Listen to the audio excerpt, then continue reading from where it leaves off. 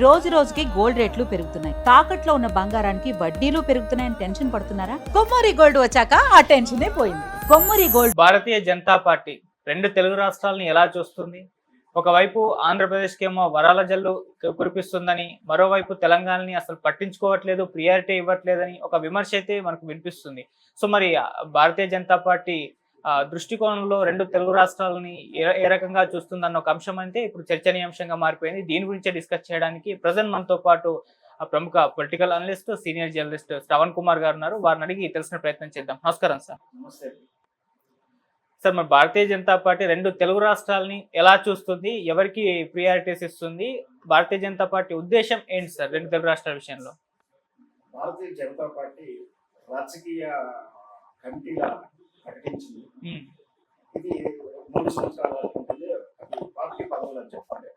నిన్న ప్రకటించిన నితిన్ నవీన్ గారి కమిటీలో దేశవ్యాప్తంగా అన్ని రాష్ట్రాలు ప్రయాణిస్తూనే కమిటీ నిర్మాణం జరిగింది. కానీ తెలంగాణకు అసలు శూన్యం చేసి ఉన్న పదవులు రద్దు ఆంధ్రప్రదేశ్ మాత్రం ఏకంగా 3 పదవులు ప్రధానమైన పదవులు దేశవ్యాప్తంగా రాష్ట్రాలకు కొంత ప్రాధాన్యత ఇచ్చింది. మనందరికీ తెలిసిందే ఉత్తరప్రదేశ్, గుజరాత్ రాష్ట్రాలకు ప్రాధాన్యత ఉంటుంది.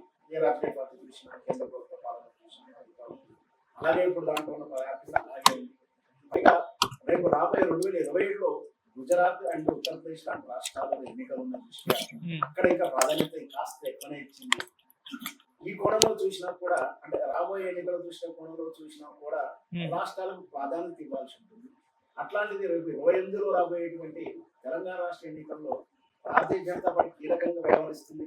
ఇక్కడ తెలంగాణ రాష్ట్రంలో రేపు మేము కాబోయే ముఖ్యమంత్రి రాబోయే పార్టీ మాదే అనే సందేశాన్ని గత ఎన్నికల ముందు చెప్పింది. ఇప్పుడు కూడా ప్రత్యామ్నాయం మేమే ఉన్నాము, టాస్క్ గా పనిచేస్తాము. 2014 నుంచి టాస్క్ గా పనిచేస్తా ఉంది.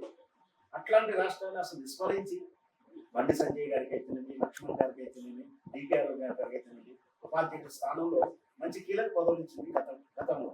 కానీ ఇప్పుడు ఆ పదవులు కూడా లేవు. అసలు ఎవరికి ఎలాంటి పదవి లేదు, ఉన్న పదవులు పోయాయి. మన తెలంగాణ రాష్ట్రానికి మొత్తం 2 పదవులు దక్కాయి, మంత్రి పదవులు. ఒకటి మనకు తెలిసింది బండి సంజయ్ గారికి, కిషన్ రెడ్డి గారికి. ఈ పదవులు మాత్రం వస్తున్నాం. కానీ ఇక్కడ పార్టీ పరంగా నిర్మాణ పదవులు మాత్రం శూన్యం చేసి ఆంధ్రప్రదేశ్ మాత్రం 3 స్థానాలు కీలకమైనటువంటి స్థానాలు. ఒకటి పురంధేశ్వర్ గారికి, రెండవది వచ్చి మాధవ్ గారికి, మూడవది వచ్చేసి విష్ణువర్ధన్ రెడ్డి. ముగ్గురికి కూడా ప్రధానమంత్రి పోస్టు, ఉపాధ్యక్ష పోస్టు, కార్యవర్గ సభ్యుల పోస్టు నుంచి పదవులు ఇచ్చింది. తెలంగాణ ఏం పార్టీ ఆంధ్రప్రదేశ్ ఇచ్చింది అనేది ఇక్కడ ప్రశ్న. వాస్తవానికి ఎన్నికల దృష్ట్యా చూసిన టాస్క్ అంటే తెలంగాణ ముఖ్యమంత్రి పదవి ఎక్స్పెక్ట్ చేస్తున్నాం. ఆంధ్రప్రదేశ్ ముఖ్యమంత్రి పదవి పట్టి ఇప్పుడు ఎక్స్పెక్ట్ చేయట్లేదు.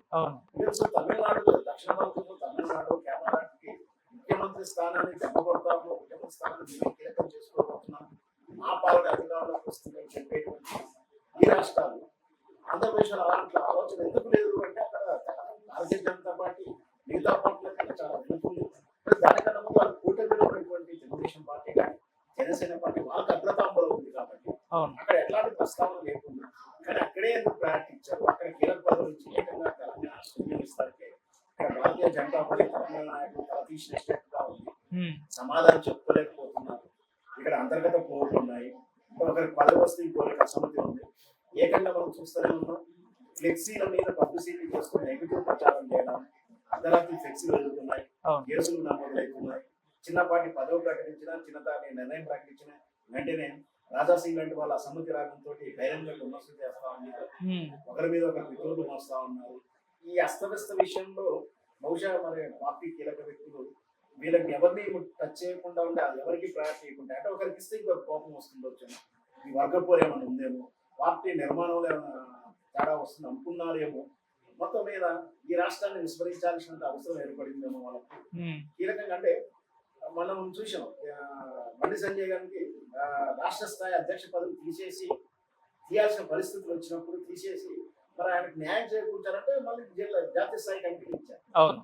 ఇప్పుడు కూడా ఈ పదవులు ఆశించి రాని వాళ్ళు తెలంగాణ నాయకుల్ని సాటిస్ఫై చేయాలంటే ఏకంగా ఏమీ లేవు. ఇక పార్టీ కీలక పదవులు అయిపోయింది, జాతీయ స్థాయి నాయకుల పదవులు అయిపోయింది. వాళ్ళకి ఎట్లా న్యాయం చేకూరుస్తారంటే రేపు భవిష్యత్తు రాబోయేటువంటి ఈ పోర్టుఫోలియో మళ్ళీ ఎక్స్టెన్షన్స్ ఉంటుంది. ఏదైనా సరే ఈ మధ్యకాలంలో ఒక సాంప్రదాయం 2-3 ఏళ్ల తర్వాత 2 సంవత్సరాల తర్వాత క్యాబినెట్ పునర్వ్యవస్థీకరణ చేసి అసమ్మతి వాదులను కొంచెం తీసుకోవడం, లేదా ఒక ఛాయిస్ ఇచ్చినట్టు ఇంకొక 6 నెలలు ఛాయిస్ ఇస్తాము, ఇంకొక 2 ఇయర్స్ ఛాయిస్ ఇస్తామని చెప్పి ఇట్లా పంపకాలు చేస్తూ ఉంటారు. సో ఆ సమయంలో ఏమన్నా తెలంగాణ న్యాయం జరిగే అవకాశం ఉంది. ఈ తెలంగాణ విషయం ఎలా ఉంటే ఇక ఆంధ్రప్రదేశ్ విషయం వస్తే ఎందుకు ప్రయాణించినట్టు స్పష్టంగా అర్థమవుతాం. ఇప్పుడున్న గవర్నమెంట్ కూటమి ప్రభుత్వం చంద్రబాబు నాయుడు గారి యొక్క ప్రాధాన్యత ఎక్కువగా ఉంది. అతని మద్దతు కానీ అతని నిర్ణయాత్మక విషయంలో కానీ భారతీయ జనతా పార్టీ శరసా వహించాల్సిన పరిస్థితిలో అవును. అంటే ఆయన బాబు గారి అనుభవం దృష్ట్యా కావచ్చు, బాబు గారి యొక్క క్రెడిబిలిటీ కావచ్చు, బాబు గారు ఇచ్చినటువంటి వర్క్లో కానీ ఒక సీట్ల పరిణయం కానీ ఇప్పుడు భారతీయ జనతా పార్టీ లోక్సభలో ఉన్నటువంటి ప్రయారిటీ అలాంటిది. బాబు గారు ఇచ్చినటువంటి కూటమి ప్రభుత్వం 22-25 సీట్లు అయితే ఉన్నాయో అవి ప్రాధాన్యత చేకూర్చుకుంది. వీళ్ళ ఓట్లతో పాటు కేవలం లోక్సభే కాదు రాజ్యసభలో కూడా వాళ్ళ భారతీయ జనతా పార్టీ ఏదైనా బిల్లు పాస్ చేసుకోవాలంటే మనకు తెలుసు 2 సభల్లోనూ అది పాస్ అయిన తర్వాత రాష్ట్రపతి గారు ఆమోదం చేస్తే కానీ సభ బిల్లుగా మారుతుంది. లోక్సభలో మెజార్టీ ఉన్నటువంటి భారతీయ జనతా పార్టీ ఎన్నాళ్ళు రాజ్యసభలో మెజార్టీ లేకపోవడంతో అక్కడ బిల్లులు ఆగిపోతా ఉన్నాయి, తిరస్కరణ కూడా అవుతా ఉంది, వాయిదా కూడా అవుతా ఉన్నాయి.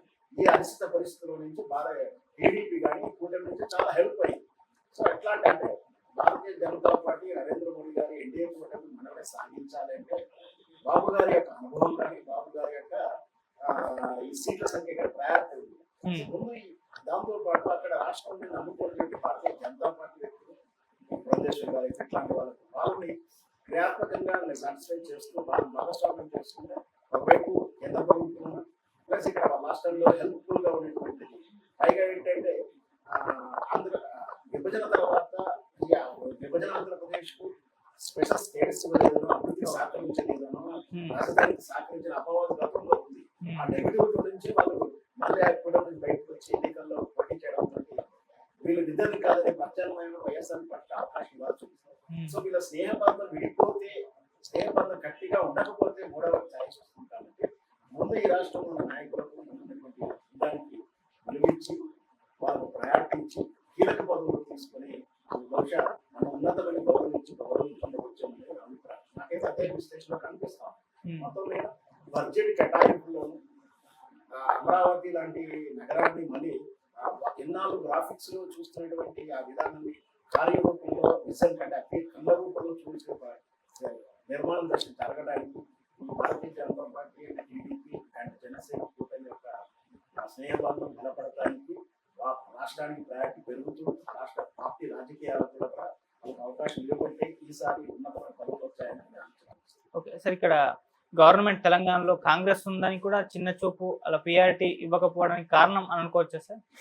వాస్తవానికి నేను చెప్పేదాన్ని ఏకీకరించిన అట్లా అనిపించినా కూడా ఇక్కడ వాస్తవం ఏంటంటే ఈ రాష్ట్రంలో ప్రత్యామ్నాయ పార్టీలు ఏమే అంటున్నారు. ఆల్రెడీ బీఆర్ఎస్ పార్టీ రాష్ట్ర పార్టీ ఇంటి పార్టీగా భావించేటువంటి బీఆర్ఎస్ పార్టీ రకరకాల వైఫల్యాలు ఉంటుంది. వాళ్ళు ఓడిపోయింది, వాళ్ళ ఛాయిస్ ఇచ్చేసాము, వాళ్ళ అవినీతి పరులు అయ్యారు, వాళ్ళ ఐక్యత వచ్చింది, రకరకాల కారణాలు ఉన్నప్పుడు వీళ్ళకి కాదన్నప్పుడు ప్రత్యామ్నాయంగా భారతీయ జనతా పార్టీ ఫుల్ఫిల్ కావాల్సినటువంటి వాళ్ళ యొక్క విద్యాత్మక తప్పిదాల వల్లనే అనుకోకుండా కాంగ్రెస్ పార్టీ ఓకే ఇప్పుడంటే ఒకసారి బీఆర్ఎస్ కాంగ్రెస్ ఇచ్చారు, ఇంకొకసారి కాంగ్రెస్ ఇచ్చారు. బీజేపీకి ప్రాధాన్యత ఇవ్వాల్సి అయినా కూడా ఇంకా అంతర్గత పోదు వల్ల కావచ్చు, రకరకాల కారణాలు కావచ్చు, రాష్ట్రాన్ని అయితే ఈ పదవులు ఇవ్వకపోవడానికి చాలా విస్మయాన్ని గురి చేసింది.